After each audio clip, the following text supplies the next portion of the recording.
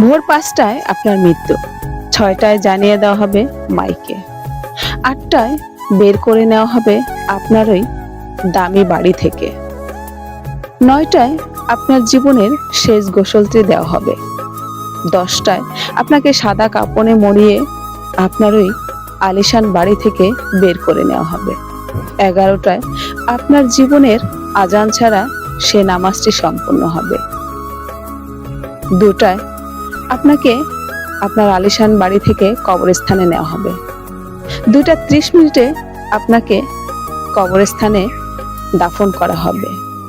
এরপর কেউ কেউ আপনার জন্য দোয়া করবে, আবার কেউ কেউ চলে আসবে। এটাই ছিল আপনার জীবনের শেষ আয়োজন। তো কিসের এত অহংকার? সব ভুলে যান, জীবনের সব স্বপ্ন রঙিন।